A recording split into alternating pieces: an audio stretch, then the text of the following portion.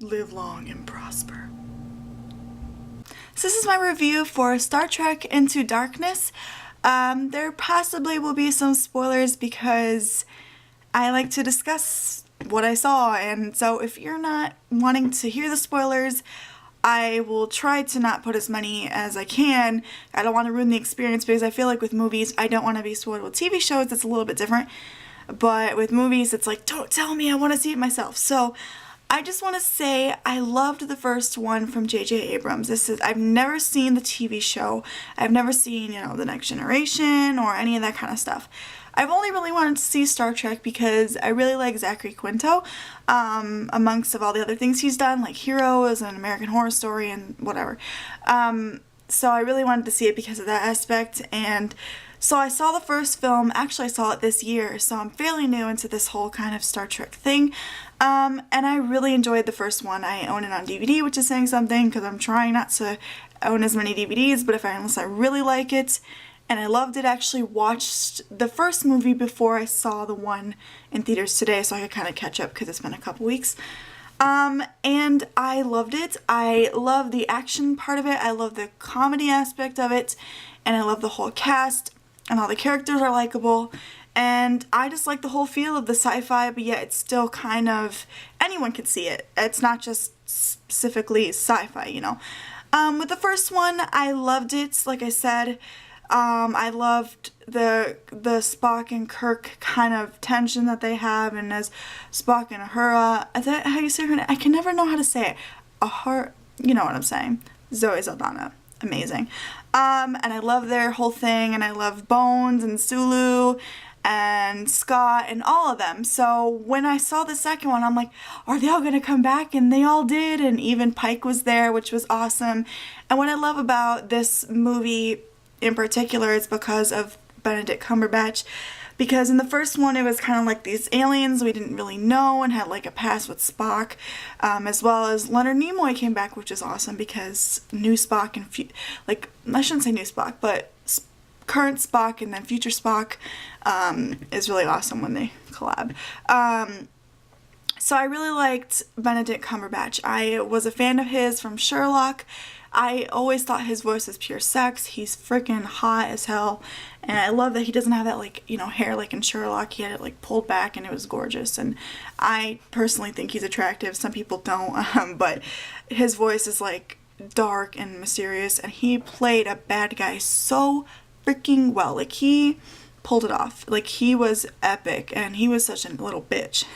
I mean, his character was, and fucking asshole. I wanted to try to punch him, but I have no fist of fury. But also what I loved about this one in particular is Spock's emotions, and they're kind of getting more into detail about that, and why doesn't he feel more connected to Uhura, and she's they're having some kind of cattling, I don't know, I'm thinking of the word, and one of my favorite things ever is when people are like, those two are together, especially Kirk's thoughts on it. It's freaking hilarious, and I love that Scott's back and his little alien friend, who I can't remember his name. They're hilarious. They're like the comedy aspect of it. Not only is the tension of Spock and Kirk and Spock's no emotions and he's not very comforting, is another funny aspect to it. Just why I love this film, these two films. Hopefully there's probably going to be a third one because of the comedy. It very much reminds me of Sheldon from Big Bang Theory. I think that's where they got the influence of Sheldon, because he reminds me of Spock so much, and because he has no emotions, he doesn't understand street smarts, and it's just, he doesn't compute, and it's funny. I love Spock, and I thought that I find him attractive as well. I know it's kind of weird because of the Vulcan thing, but I don't know, Zachary Quinto makes him hot, and I love him and Uhura, their relationship, and I just love it was kind of it was alien-like. There was the Klingon, and they were at the planet, but then it wasn't really focused on, it was focused on an ex-Starfleet member was coming back for revenge, and the whole history behind that was kind of confusing for me, but besides that, I was enjoying the whole movie. This is the first time I went to a theater by myself to see it, because I knew nobody wanted to see this movie with me, because, oh, Sam and your weird movies. But, you know, I feel like it's a movie that everyone can enjoy, not just people who like sci-fi, but people who just like action. And, yeah, I was by myself. There's only a couple people because it's on a Tuesday and I live in a kind of small town. So there wasn't that many people and everybody was by themselves and I was like dead middle in the, theater, and I was just soaking in and enjoying. I was paying full attention. I wasn't, you know, thinking about something else. When I'm at home, I kind of go on my phone a little bit and not really pay attention. But this one, I was having the full experience. I was laughing my ass off at the Spock remarks and Kirk and Bones and all that, and Scott. And then I was crying my eyes out at this one part where, spoiler alert, where Kirk almost dies and Spock realizes that he was saved by Kirk in the beginning because he considers him his friend. And I thought, oh my god, here comes the emotions. He was failing, he was emotionally compromised, and I was crying my little eyes out like a little bitch in there. I was like this the whole time. Oh, no. And I was like, oh my god. And then when Pike died too, I almost cried too. Because for some reason, those actors really were really good at capturing emotions. And I feel like when I watch movies and some people die, I'm like, oh, well, you know, I didn't really connect with them. But with these, I could really feel it. And I feel like Quinto did a great job, Chris Pine did a great job, and Benedict were like, holy crap. Like, they were just freaking amazing. And I cannot wait for the third one. I really hope there is. I bet there is. JJ was awesome. I've seen a couple of others movies, like Cloverfield, the one that really sticks out to me that I can remember he directed in particular, but the cinematography was great. I thought it was better than the first one, and a lot of people have said that. And I thought, oh no, I really like the first one, so I don't think I'm gonna feel different about the second one. But I feel like the second one, because of Benedict and because of a different storyline, and because there was more action. I also really like that new blonde girl. I can't remember her name. Was like, so I don't know. Was it Sophie? I don't remember. I'm sorry. I feel like if I watched it again, I really want to go see it again. But anyways, I feel like with all those new elements, it was totally different from the first one, and that's why people probably found it more enjoyable, because there was just so much going on, so much more action in my opinion that I can remember.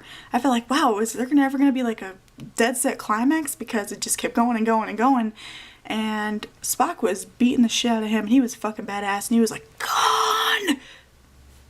Awesome. Quinto, awesome. Zeldana, awesome. Pine, awesome. Benedict, awesome. All of them. Great casting, amazing performances, and it was freaking incredible. If you're wary about seeing this movie, I 100% recommend it. It is amazing. It is not only witty and hilarious and sarcastic, and I love that kind of humor, but very, very action-packed and really great directing and all that kind of angles and lighting and action. Oh my god, and like the action, like what is that, special effects, like the water, that was blowing me away. I'm like, poof. So, and I'm not even a big action fan, so that's saying something.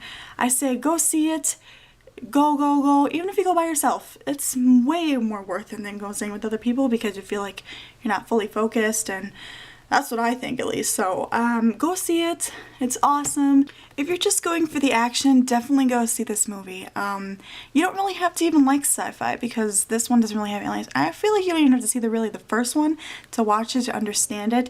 I feel like, yes, there's references to this, and as well as the original series that I didn't really understand because I never saw it. But beyond that, you can just see this and enjoy it, because it's a really great cast, and you don't really have to.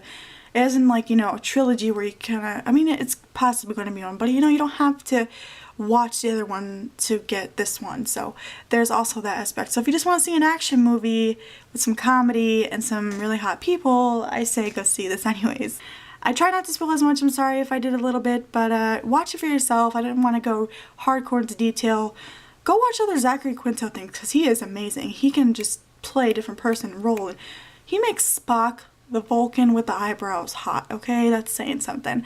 And go see Sherlock. I feel like it's a really great BBC series, and Benedict is really awesome, and Martin Freeman too. So, thank you for watching, subscribing. If you subscribed, and if you watched and enjoyed, thanks so much. And we'll see what happens with other recaps. Talk to you guys later.